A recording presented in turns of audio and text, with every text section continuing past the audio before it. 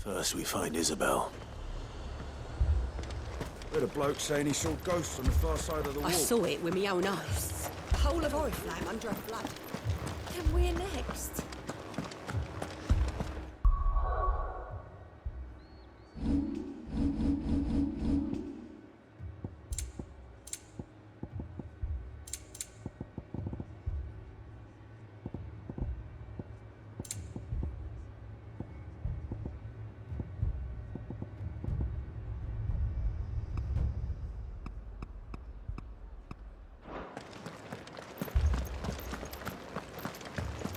Four left for more on the captain's orders.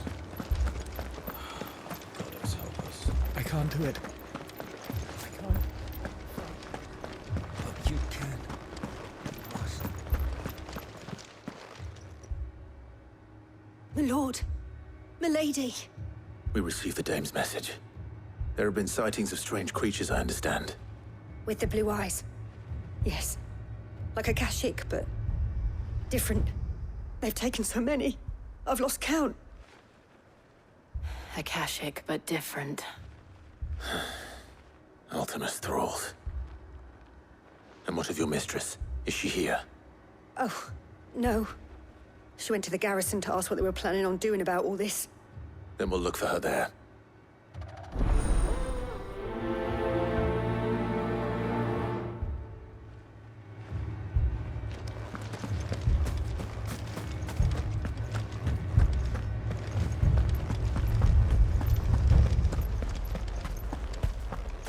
We could leave.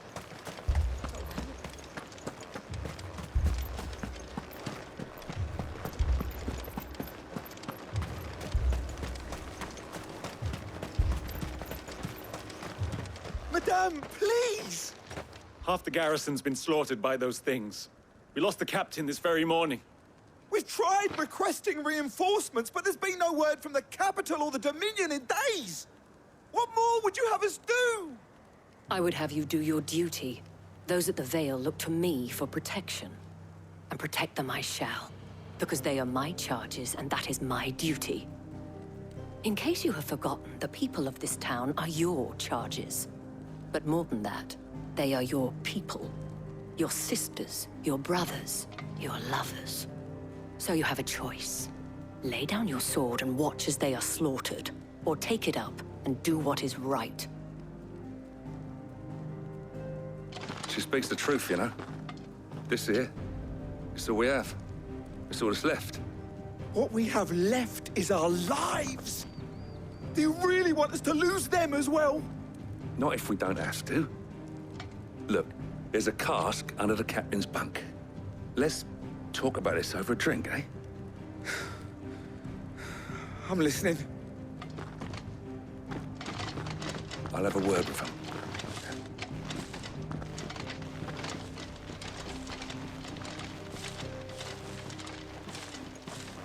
Ah, Clive. I didn't expect help to arrive so quickly. And sought to take matters into my own hands. It was a noble effort, but I thought you might still need some support. How like you to consider my needs. What we need to consider is where the creatures came from. The way the survivors speak of them, one would think they appeared out of thin air. And perhaps they did. It's hard to know what to believe these days. We'll talk to the survivors.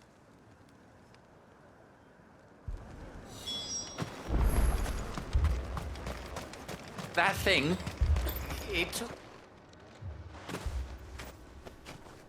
Did you see the creatures that attacked you? Creatures? Yeah, They came out of nowhere. They went for Joseph first, then me, and then they were just gone. Do you remember where you were? On the road from Oriflamme. We just passed Moor when... Where's my Joseph? It's all right. Just rest now.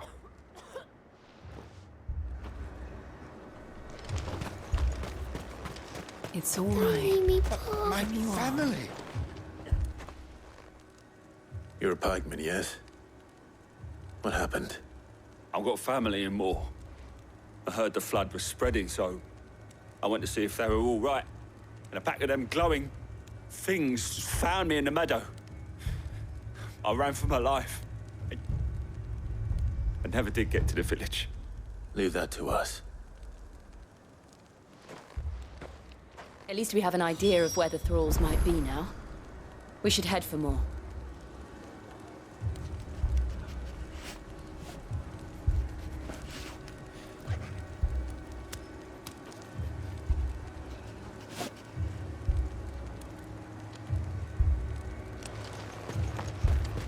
You're safe now.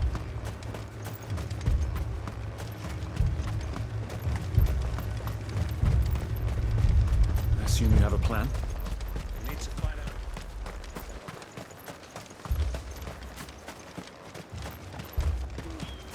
It was all they could do to escape. They just left the bodies.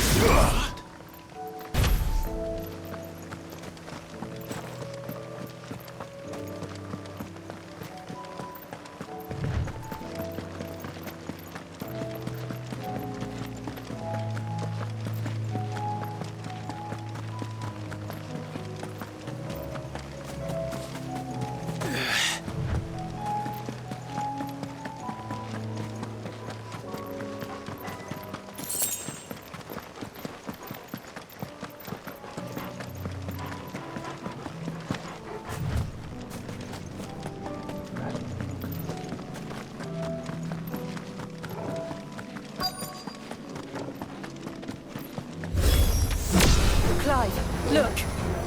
I see them. With me.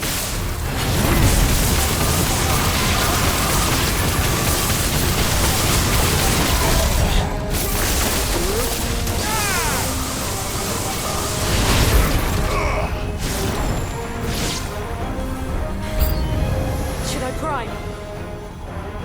No. Save your strength.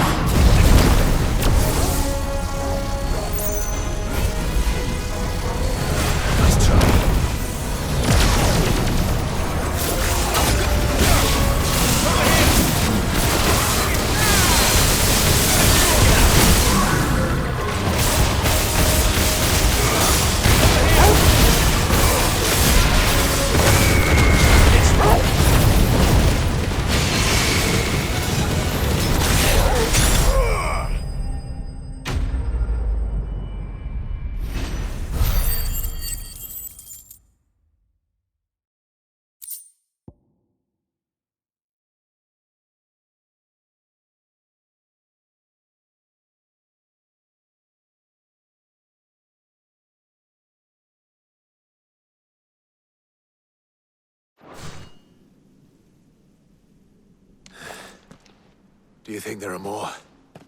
There are always more. But I'd say we've done what we can for the time being. Then we should let Isabel know.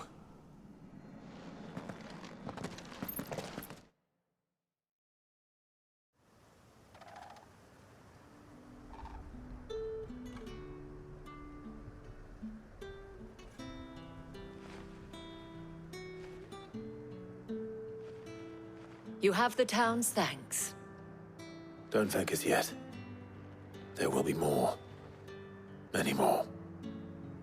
And you'll need to be ready for them. Oh, we shall. Isn't that right, Captain? Yes, milady. The garrison will be ready. Philippe here has convinced most of the men to remain at their posts. For now, at least. Hearing that the Dane would look kindly on any man who committed himself to the task certainly didn't hurt.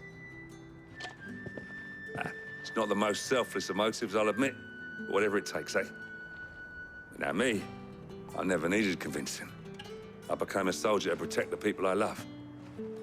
And the people I love include the one standing before me. Handsome and chivalrous. Now, if you don't mind, I have sentries to post. Milady.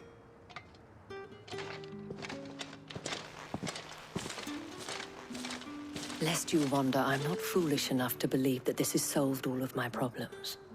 But it has solved one, and that's one fewer than I had this morning.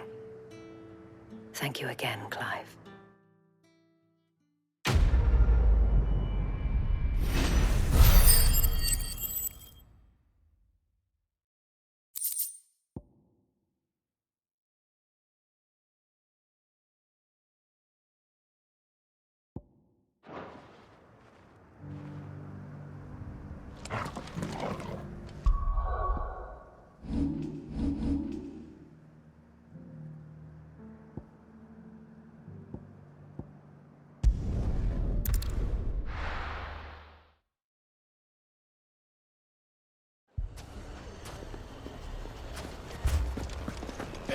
Fucking thieving bastards.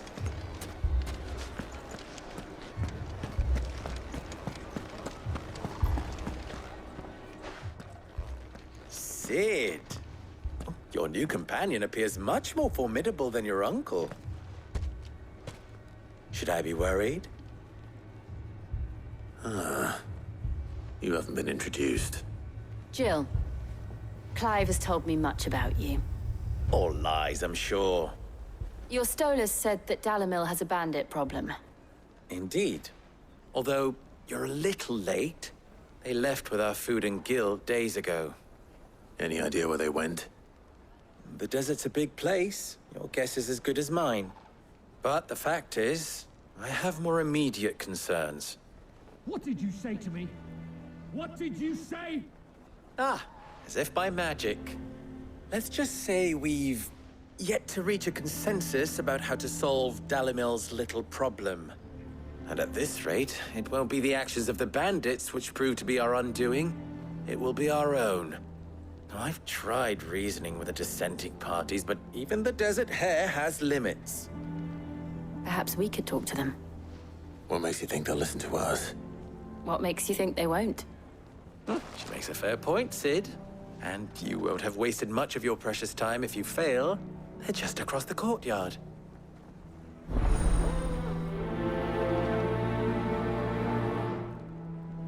Suppose we just follow the shouting.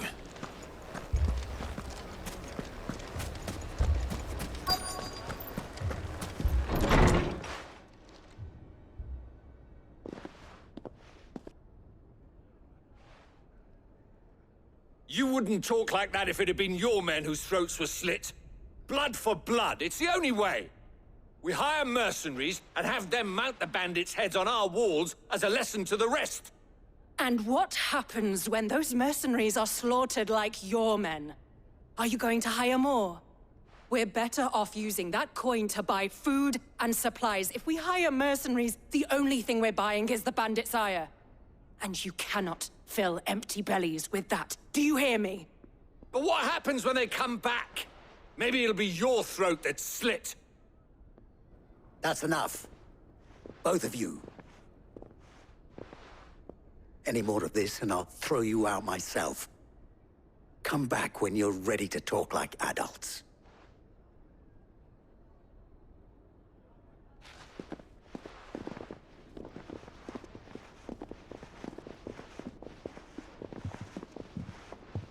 Victor.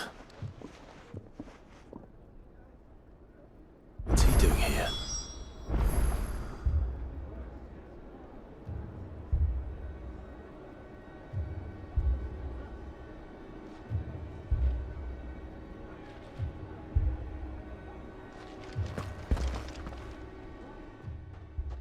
Sid. And Lady Jill. What brings you here? I was about to ask you the same thing. Costness is in chaos, and the markets have all but ceased to operate. The Briar's Kiss here in Dalamil is the only place I can reliably obtain supplies. I was here to do just that when Master Lubor told me of his troubles. He thought I might be able to talk some sense into these fools. But if you're here, I suppose his patience must be waning. Who are those people? Those were the thorns in Lubor's side. And the reason this place might be headed the same way as Costner's.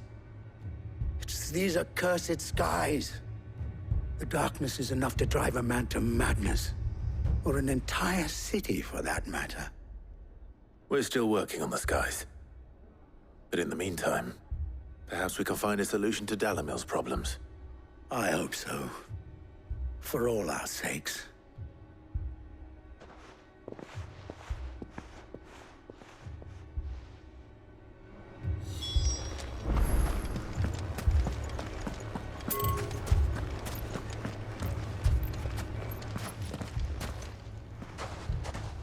So, you see my predicament? What I saw was a room full of people who were angry and afraid. And with good reason by the sound of it. But if left to smolder, that anger and fear could set the entire town alight. My thoughts exactly. What to do? Both sides wish to protect their homes and livelihoods, if only they could agree on how. But as long as they are divided, we are vulnerable. And if there's one thing bandits like, it's an easy target. What would Sid the Outlaw suggest? Well, if it were my namesake, he'd let them choose for themselves, and be on hand to pick up the pieces when it all went wrong. That sounds like a recipe for disaster. A recipe for disaster is precisely what it is. But perhaps that realization would be enough to make them question the ingredients. While it's plain neither Conrad nor Natalie will countenance the other's proposal, it may still be possible to make them doubt their own. Before presenting them with a third option. And that would be? To pool our resources and save the city ourselves. Why fight each other? When all that fear and anger can be directed at the bandits. It appears we have a plan of action. Victor, pay Conrad a visit. See if you can't convince him of his folly. I'll speak with Natalie. As you wish. Your faces are not well known in this town. That may prove useful. Don't worry, Victor and I will do most of the talking. You need only play along. Play along? What he means to say is yes.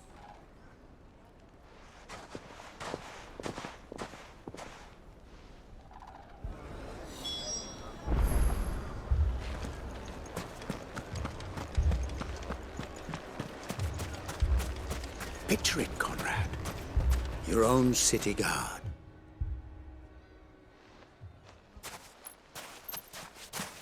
Ah, here she is. The Lady of the Spear herself. Conrad, may I introduce you to Jane, commander of the Red Wings, the oldest mercenary guild in the Free Cities. A pleasure, my lady. The pleasure is all mine.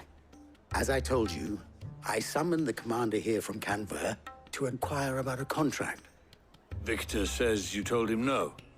That there aren't any men left to hire. Is that true? True as the crystals cracked. Nobles came and claimed every last one worth his salt. And not just from us Red Wings. You know of the 7 high houses. There must be 2 swords assigned each one. Granted, we have a few boys left. If it's boys you're looking for. Well, Conrad, are you saying that Dalimil's finest cannot defend this town better than a gaggle of unblooded striplings?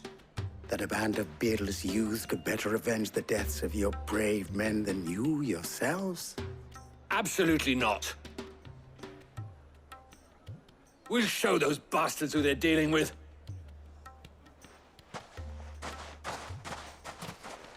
can't believe that actually worked.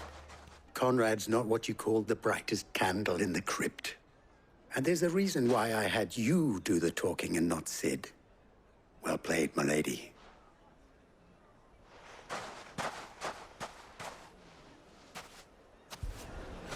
Then let us band together and show these brutes that Dalimil is not to be trifled with. Oh, I'm ruined. My shop. Why would anyone? If I had my pickaxe, I would... I mean, it may still be possible to buy something. Ah, here he is now. Natalie, allow me to introduce Lord Underhill of Randalar's prestigious League of Merchants. Lord Underhill. At your service. Underhill? I was just telling the good lady of our conversation, my lord, and how you were lamenting the state of the capital's stores. Lubor says that not only are the granaries almost empty, but that war and the Blight mean this season's harvest won't be enough to fill them for winter. Indeed, certainly that is the case. The nobles in the capital are buying up the city's stocks of barley and wine, driving the prices higher than most commoners can afford. It is only a matter of time before the peasants revolt. It is worse than I thought. If what Lord Underhill says is true, I fear we have little hope of supplementing our stores, meager though they regrettably are.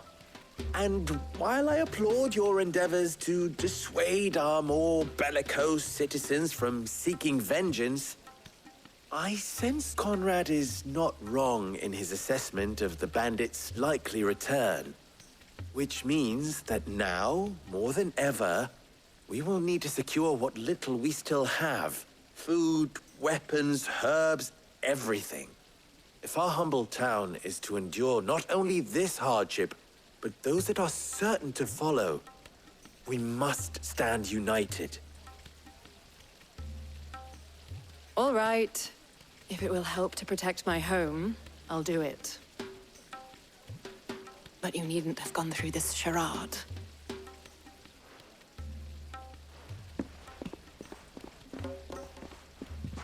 Thank you, Clive. Your performance was nothing if not workmanlike. She saw right through it. I didn't say it was good, merely that it produced the desired effect. Now, my scouts should be returning shortly. Meet me back at the Briar's Kiss, and we shall see what we face.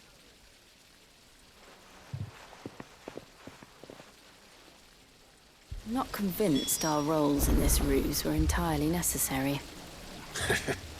I don't know. Conrad seemed quite taken with you. It appears I have no choice but to do what little I can to defend what little we have. Mummy, I'm scared.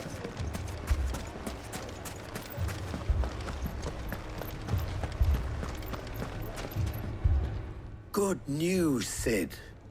Both Conrad and Natalie have somewhat gracefully accepted their new roles. With time, they may even learn to. Time no longer appears to be the luxury it was before lunch. I take it your scouts found the bandits. Technically, it would be the bandits who found my scouts. It appears they march for Dalimil as we speak. All of them. You're not serious. They don't just want food, they want the whole damn town.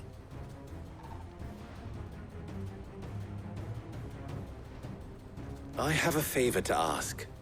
I'm told the bandits march in two groups, one from the south and one from the desert, in a move doubtless intended to stretch our already gossamer-thin defenses. Very well. Jill and I will meet those from the desert. But what of the rest? The rest, my friend, the city shall fight. Together. Mistakes, I concede, are high. But if this does not unite Dalimil, nothing will. That is a lot of faith to put into those who had their hands around each other's throats but a moment ago. Then it will be for us to see that their hands are kept occupied. And I do mean us. I thought you might say that. We'll hold them off for as long as we can. And we will do the same.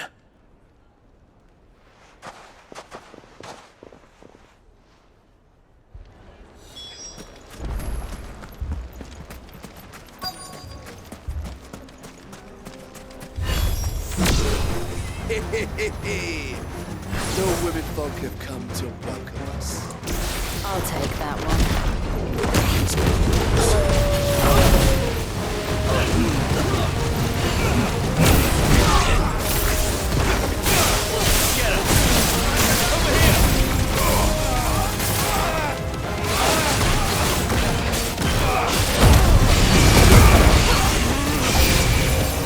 They mean to overwhelm us.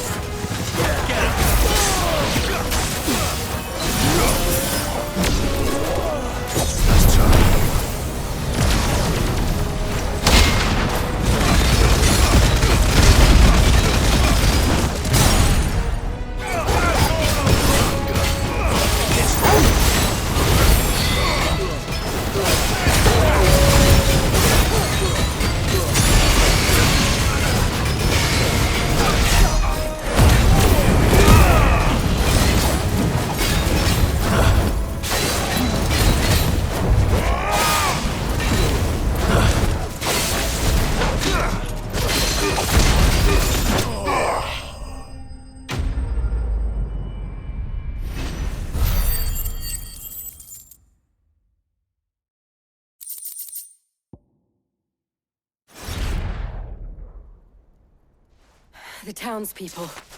Could they have held out? I don't hear any fighting. What do you think? That we should hurry.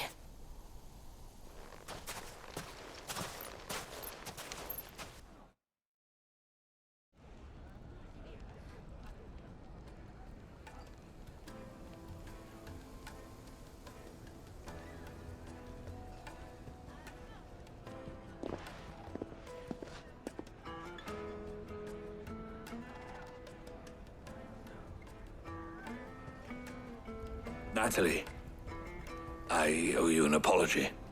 You did well out there. The inn would have been lost had you not held the line. Without you, there would have been no line to hold. You saved us, Conrad. You saved Dalimil. We all saved Dalimil.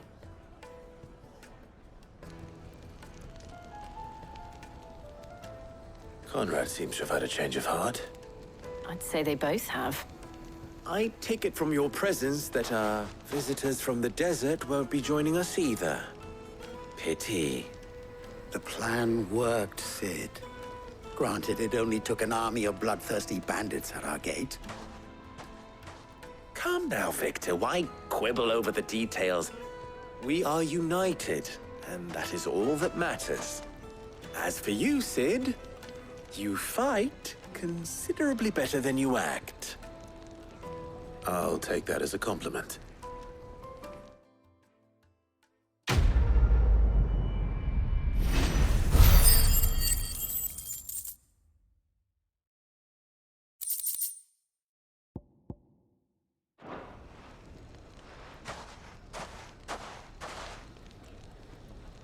Our friends seem to have things under control. For now, at least. Let's go and put Otto's mind at rest.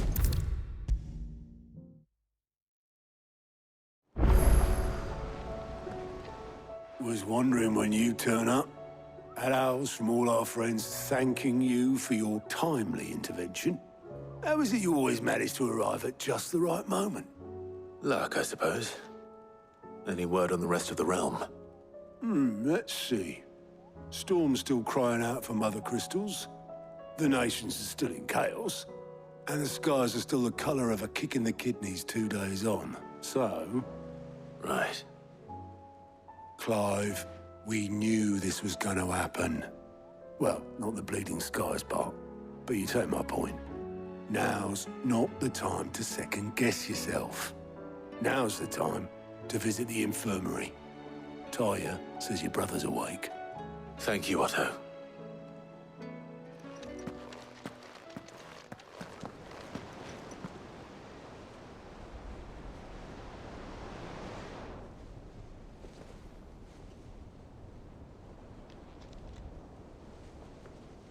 So it was not Sylvester, but Olivier who served as Ultima's puppet. And when Dion learned of this, he sought to slay the fiend.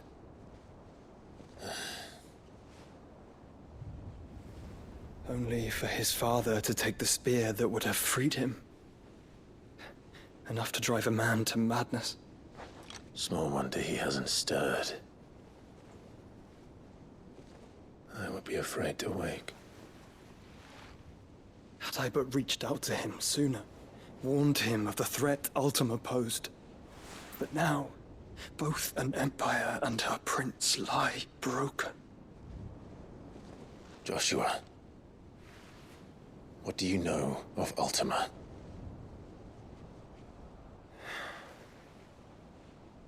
Very little, I'm afraid. Despite my best efforts.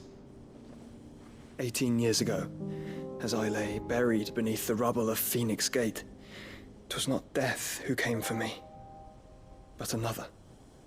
And it was while in my rescuer's care, I first heard of Ultima. I've been chasing his shadow ever since. Ultima is driven by some deep, dark purpose, and for whatever reason, it would seem you are crucial to his designs. He will stop at nothing to have you, even if that means toppling an empire. But why me? What possible use could I be to such a creature? That is one of many answers that have eluded me. Yet, I am certain of this. It is not mere chance. You were chosen for a reason. All dominants carry within them the might of an icon. Nigh limitless power that is at once acutely limited. I wield fire, and only fire. And I only ice. 8 wardens for 8 elements.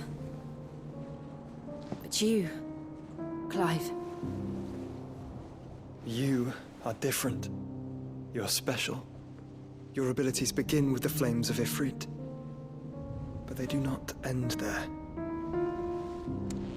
The fact Ifrit can even exist goes against everything we thought we knew of dominance.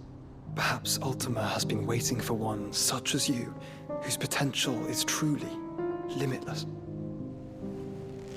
I've encountered that thing several times now. If it or he, as you say, needs me, why hasn't he claimed me as he did the boy? Were I to hazard a guess, I'd say the two of you are somehow incompatible. His mind not properly attuned to your body. His mind? Mind, awareness, spirit, call it what you wish. But I believe Ultima to be an embodiment of the concept. This is why I struggle and fail to contain him here inside me. I'm sorry. Inside you? With every setting sun, I feel my strength wane. And though the Phoenix's flames mend the prison I have made for Ultima, they do so at a cost. We must find a means to bring an end to him before I meet my own. What were you thinking? It was that or let him take Clive. And I've always had a soft spot for my brother. But that doesn't mean you should sacrifice yourself to save me.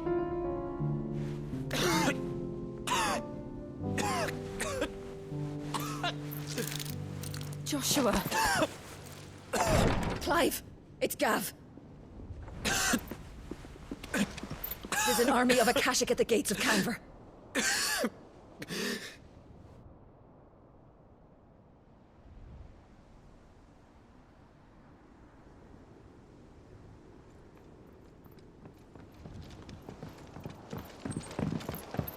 Well, what's the short of it? It's all Tyre told you.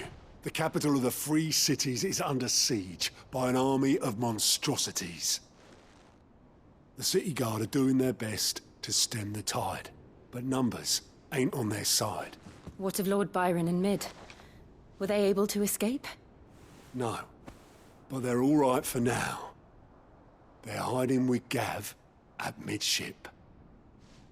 We have to get them out of there. And we shall. Otto, prepare a Stolas. Tell Gav to stay exactly where he is. Understood. Vivian, what's the swiftest route to the Free Cities?